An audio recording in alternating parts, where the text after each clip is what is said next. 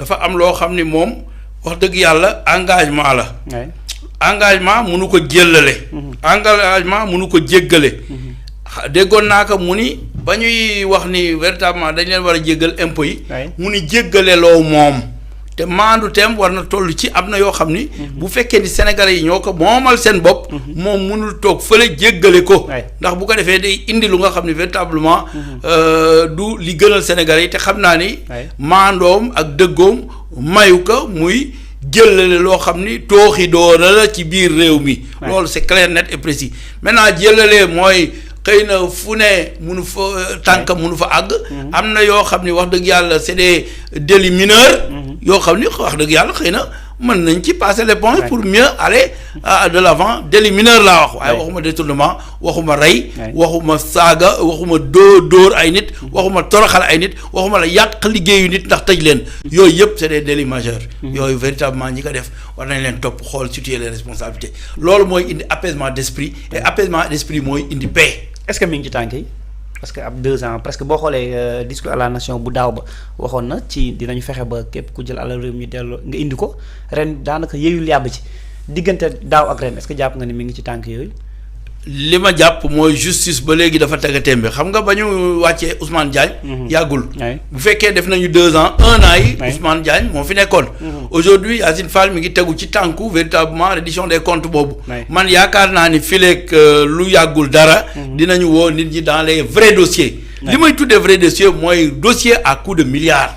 man waxuma ay ceeb bu ñu randal ak ki jënde lii ay kii yooyu waxuma ko mais dossier à coup de milliards aujourd'hui on voit qu'il y a des inondations partout au Sénégal et on avait mis 750 milliards n'est-ce pas ci biir affaire inondation dossier boobu war nañ ko càmbar képp ku ci toolaale ñu seet la càmbar ko li ñuy wax ni am na dette cachée li nga xam ne am na yu nga xam ne ay randal la yu fi am doon ci gestion boo xam ne véritablement dañ leen épingler ay rapport mais ñooñu war nañ leen saytu man je ne peux pas comprendre jusqu'à présent que Amadou Ba kenn woowu ko laaj ka parce que Amadou Ba li mu fi gérer dafa bare ku mel ne Abdoulaye Daouda Diallo effectivement ñoom dañ fi gérer lu nga xam ne wax dëgg yàlla ñoom ñoo yore woon gafak réew mi loolu war nañ li mënul ñu am ñàkk am responsabilité ci li fi xew wala boog la responsabilité soit lointaine wala direct waaye am nañu responsabilité donc maa ngi xaar pour ñoo ñëpp ñu woo leen bu ko defee ñu leeral la ñu yore woon bu ko defee lépp lu ñu jël ci alalu askan bi tamit ñu delloosi ko c'est extrêmement important wala yoon def liggéeyam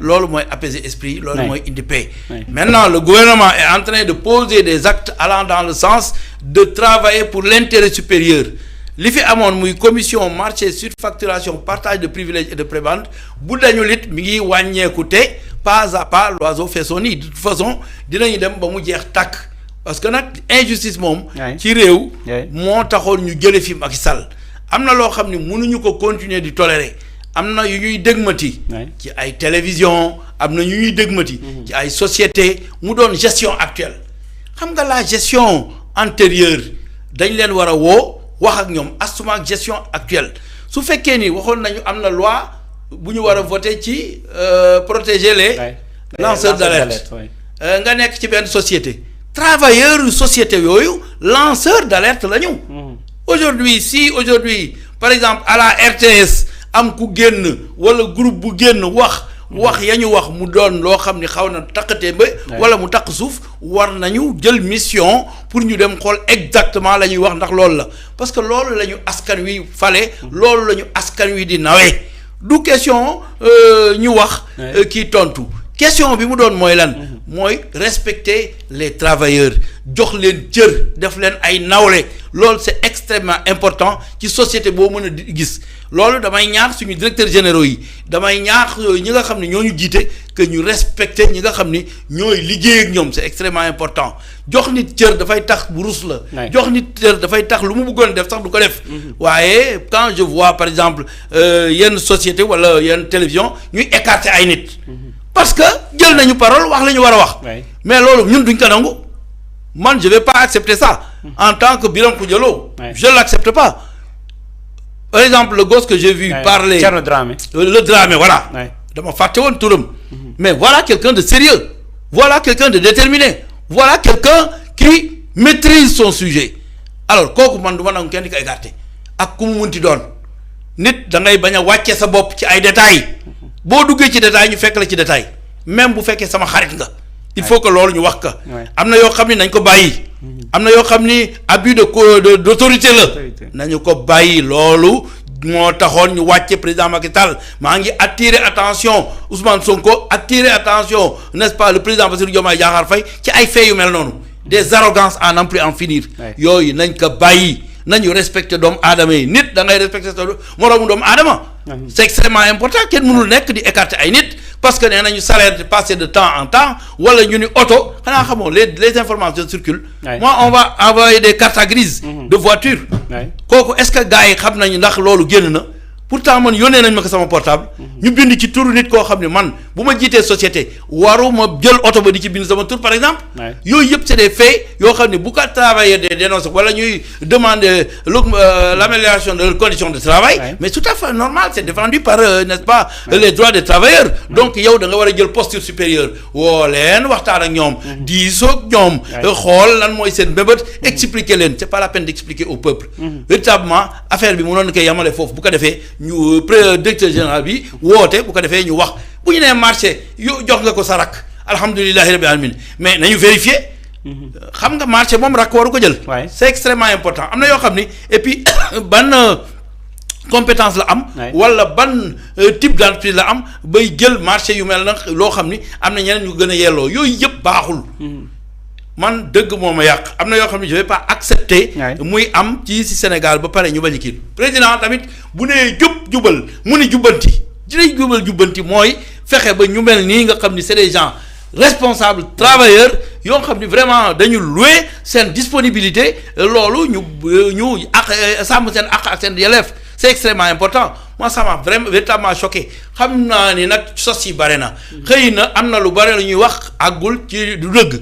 waaye loolu yëpp nañ ko saytu ànd nekk benn bu ko defee jox nit ñi seen cër bu ko defee loolu dina wàññi lu bare ci état d'âme yi nga xam ne nit ñi dañ ko am waaye parce que bon bu dee kaaw RTS aussi problème bi loolu la parce que Pape Alé Niang dafa génn def émission def vidéo li ci ñenn ñi sax li ñu ci jaax dans l'histoire quand même de la télévision nationale mosuñu gis benn leader wala sax njiitu directeur RTS nga jàpp ne dañu la diffamer ngay répondre à la télévision en fait loolu aussi man Cheikh Racine Talla yàgg nañ ko attaqué yàgg nañ ko di ko tuumaal ci yenn bi mosuma gis muy toog def vidéo boo xam ne dañu ko diffuser ci télévision nationale est-ce que jàppoon ni bi ñu koy tuumaal mënuñu ko def ci yeneen plateforme moom en tant que directeur parce que télévision nationale aussi du télévision TSNT.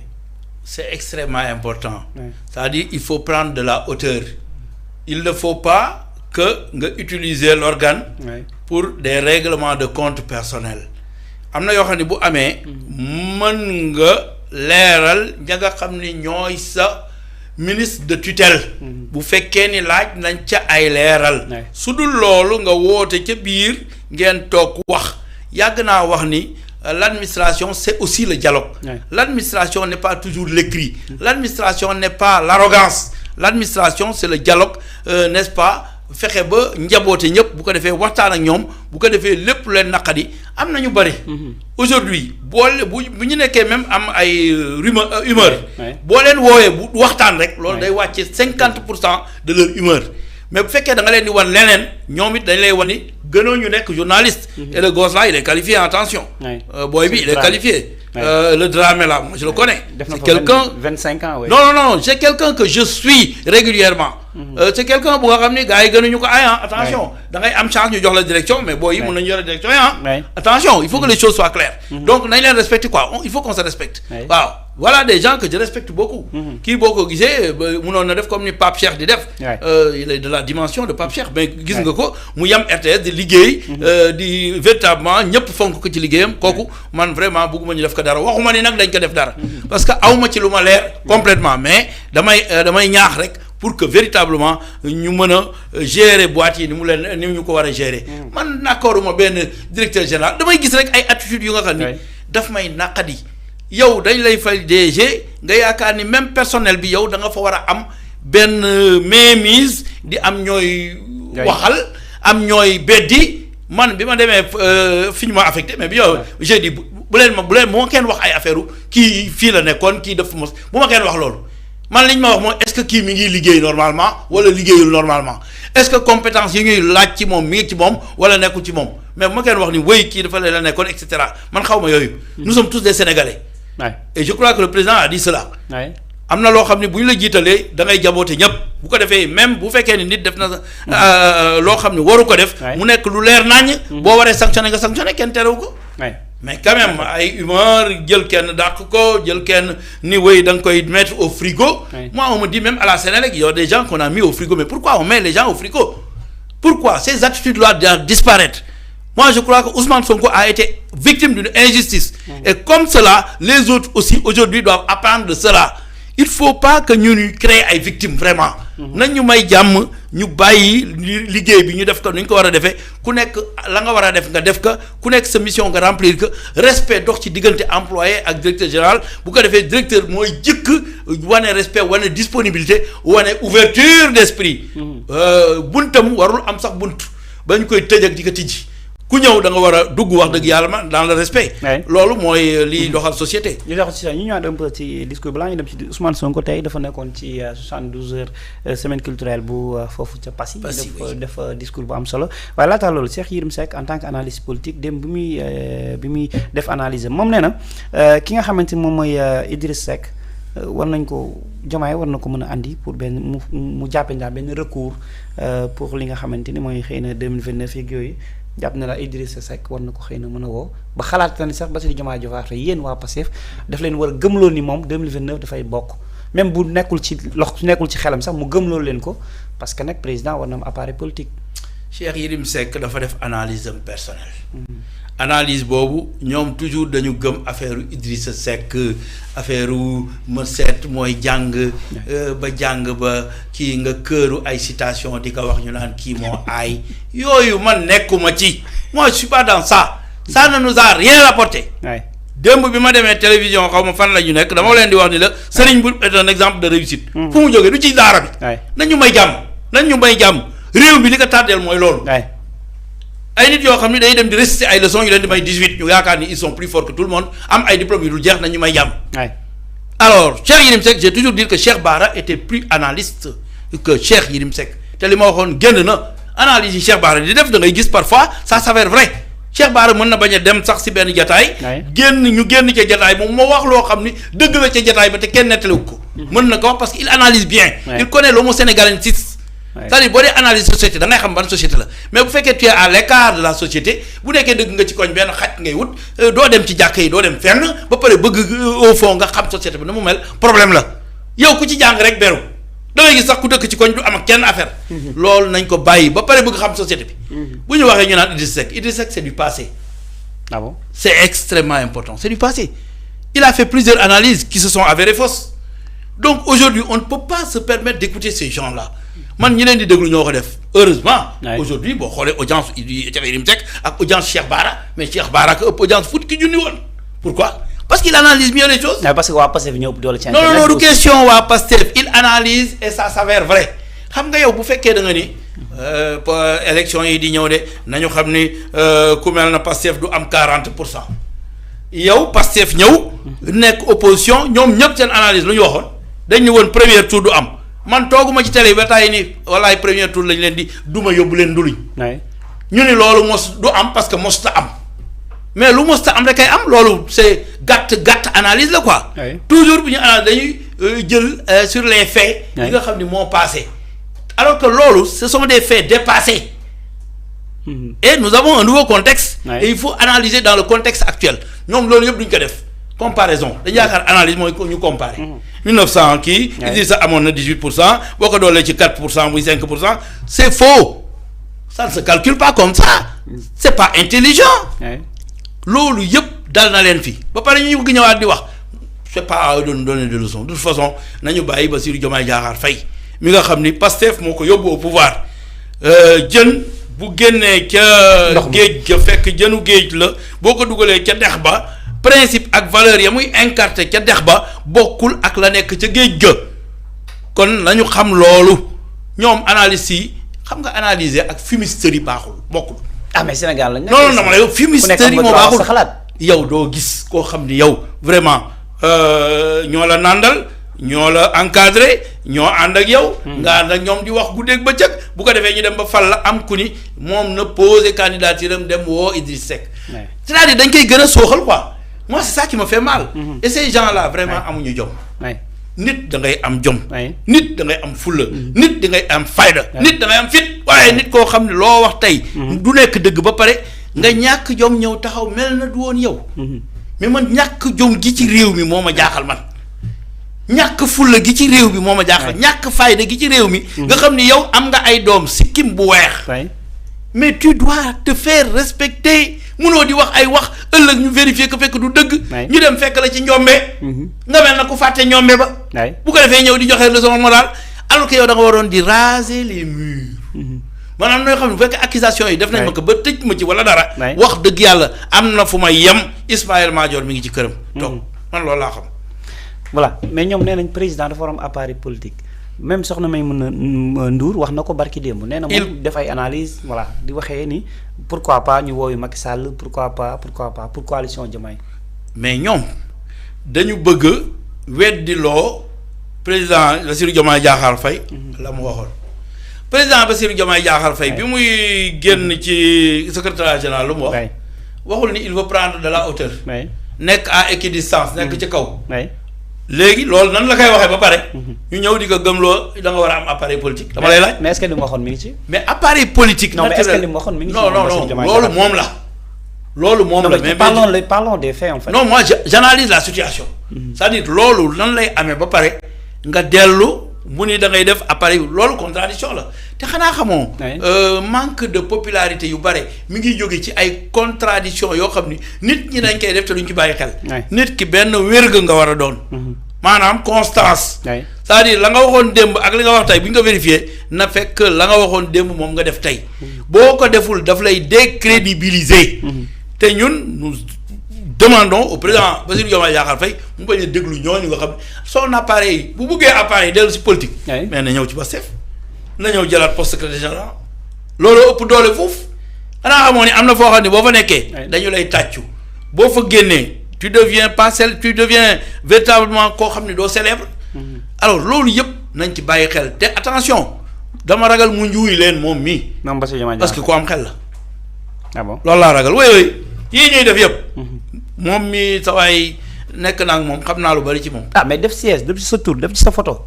dafa dem inauguré siège ba wala inauguré wul siège ba. alhamdulilah siège photo officiel am lañ ca def. non dama ni est-ce que dem na inauguré ko wala demul inauguré ko.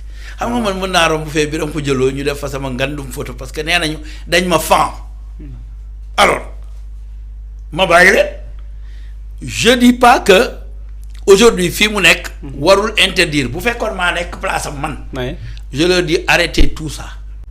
moi j'appartiens à un parti bu ma indi au pouvoir. mënuma def beneen coalition bu nga xam ni parti boobu bokku ci. te man yéen da ngeen ma doon jàppale. pour ma falu du man sax ngeen doon jàppale Ousmane Sonko ngeen doon jàppale. ndax coalition bi coalition Ousmane Sonko la woon. ñu dem ba Ousmane Sonko kële di xeex. muy Macky Sall ba nekkul gi mu joxañ Bassirou. ñu jël coalition ba jox ko Bassirou. kon koy coalition Ousmane Sonko la ba tey. donc nan la ñu mën a dayoo si yàgg. ñu bëgg indi c'est-à-dire au fond am na ñoo xam ni seen àddina yëpp dañu yaakaar ni muus ak jaxase ak waaba jiiba moo leen di permettre ñu réussir. ils ont toujours réussi mais nous ne sommes plus à cette ère-là. ère bi ñu nekk mooy l'ère de la vérité l'ère du jub on l'a dit jubal on l'a dit jubbanti on l'a dit. ma yokk ca fukki caractéristiques yi nga xam ni c'est nos valeurs muy fulla fayda fit jom ngor maanu dëggu yaru jub doylu yooyu buñ ci tegoo mooy suñu ay valeurs ñu bare nag ba ñu jàngee ba pare dañ jël yëpp teg foofu léegi indi ñàkk jom bu ma tëkk teg damay gis sax ay intellectuels yoo xam ne bu ñu waxee je ne les reconnais plus parce que man dama leen fonkoon nga xam ne dama naan seeti mais ay nit ñu nga xam ne yow bu teyee lii nga wax ëllëg nga wax loo xam ne kenn xamul lan la. ba pare rek dafa ni noonu ngay dundee te man dama xamul waaw lan la ñuy wut c'est-à-dire qu'est-ce que vous cherchez su fekkee richesse la. mais am ngeen li nga xam ni seen morom yi amuñu ko. ah waaw léegi nag ngeen bëgg indi ñàkk jom rek continuer pour am ay richesse toog muy dox. tëdd muy dox. di wax muy dox. yooyu yëpp dafa war a arrêter liggéey muy dox la ñu war a egg. c'est extrêmement important. liggéey muy dox ñu ngi ci émission regard sur là-dessus alors mais ki nga xam ne mooy Bassirou Diomaye Diakhar Faye ak